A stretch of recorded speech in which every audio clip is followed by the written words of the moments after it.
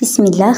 Менің алтын көрермендерім, қалдарыңыз қалай? Мен бүгін пачупа салатын жасайтын боламын. Ең алдымен осындай бір картопты суға пісіріп алдым. Суға тұз салып пісірдім.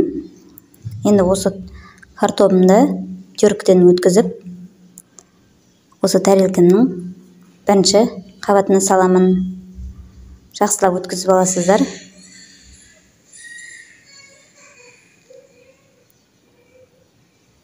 Бірінші картопын саламын.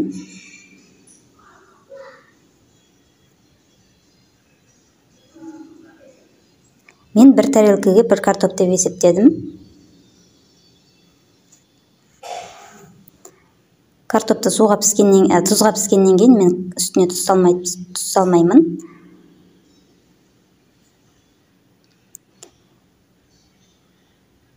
Жақсылап тәрелкемізге әдемілеп салатын боламын.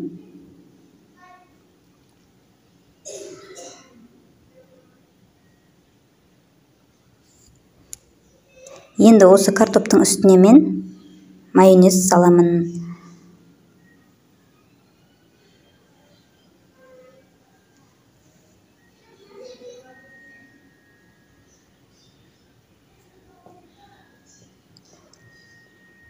Енді майонезін салдым. Екінші осындай банкідегі огурцы саласыздар. Мен осындай кішкентай түрін алдым. Осы кішкентай түрін жақсылап турап, екінші қатарына осы огурцыды саламын.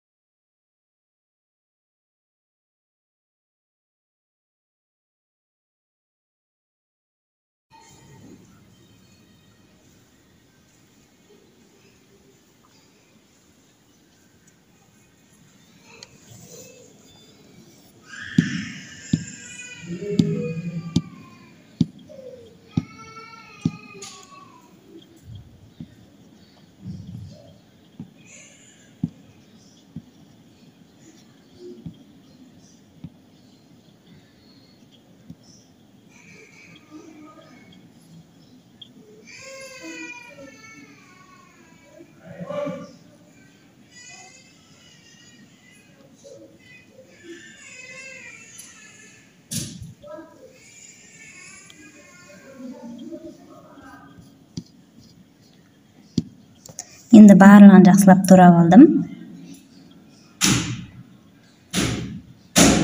Осылай әдемілеп саласыздар.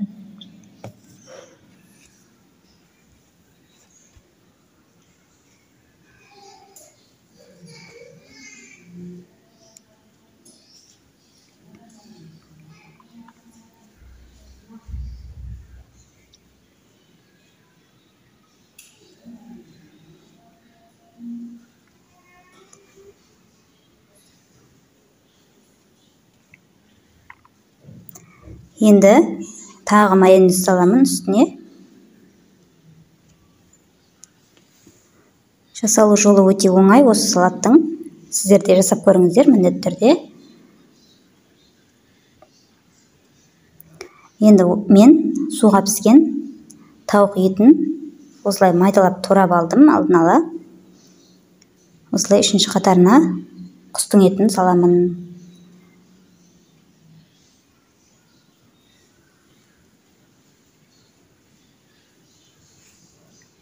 Осы құстың етін жақсылап салғаннан кейін тағы майонез құямыз үстіне.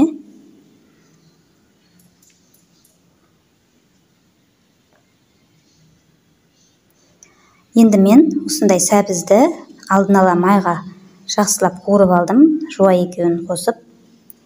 Сосын барып саласыздар. Өте дәмі күшті болып шығады. Сіздер де жасап көріңіздер. Үйге қонақ келгенде де осы салатты жасап берсеңіздер, қонақтарыңыз риза болады. Өте әдемі болып шығады. Әрі тойымды салат.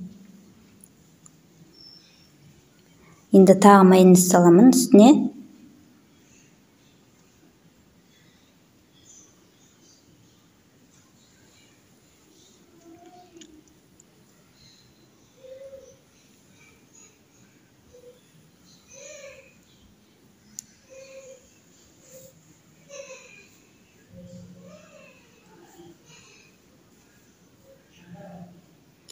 Енді мен осының суға піскен қызылшаны бір данасын теркіден өткізіп салатын боламын. Бір тәулікке біреу жарайды. Осылай теркіден жақсылап өткізіп аламын.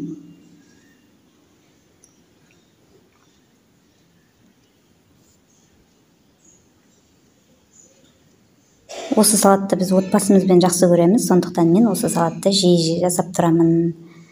Свекланың да пайдасы өте көп, қан көтеруге де. Сондықтан біз жиі жасап жейміз осы салатты. Балдарым да жақсы көреді осы салатты. Енді мен тәрелкеме саламын осы свекланы.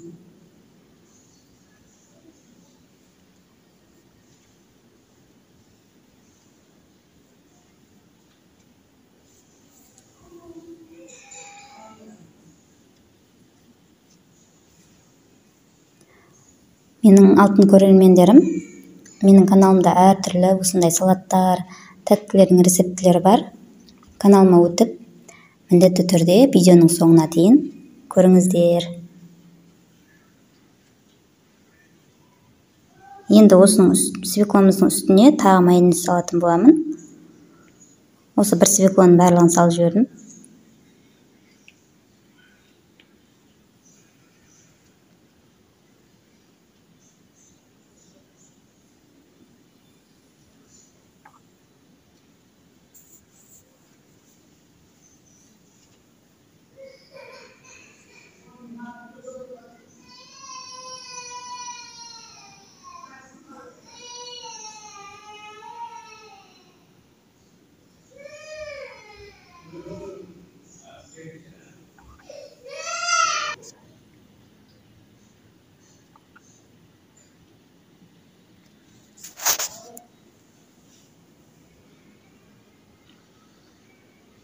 Осындай майонезін салдым. Енді біз үстіне жұмыртқаны осындай кішкентай көзінен өткіземін. Өте әдемі болып шығады. Тез әрі оңай дайындалатын осындай менде пачуга салаты дайын болып қалды. Осы салатты міндетті түрде жасап көріңіздер. Дәмі өте керемет болып шықты.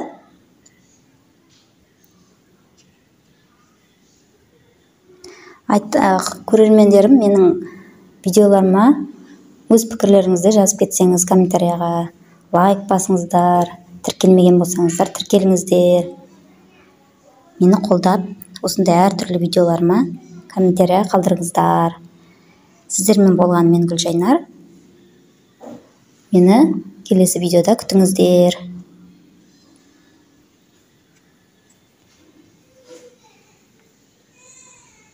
Осындай салаттың түрі әдемі болып шықты. Дәмі деген өте керемет болып шықты.